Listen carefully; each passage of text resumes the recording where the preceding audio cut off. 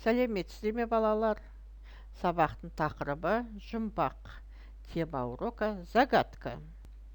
Бірінші тапсырма. Тыңда, қайтала. Первое задание. Послушай, повтори. Мен ертегі білемін. Я знаю сказку. Мен жұмбақ білемін. Я знаю загадку. Екінші тапсырма. Сұраққа жауап бер. Второе задание.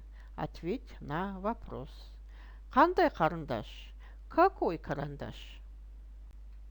Үшінші тапсырма. Тыңда, қайтала. Третье задание.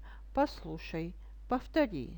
Бір үйде көп бала, біреуі көк бала, біреуі қызыл бала, біреуі қара бала, біреуі сары бала. Төртінші тапсырма. Бастыр, боя. Четвертое задание. Обведи, раскрась.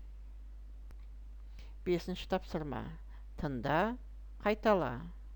Қазақ тіліне тән дыбыстарға назар аудар. Пятое задание. Послушай, повтори. Обрати внимание на звуки казахского алфавита. Балалар, демалайық. Жалқаулықты тастаймыз. Шынығамыз жастай біз. Ырғағым мен әуеннен жаттығуды бастаймыз. Кәне балалар, тұрайық.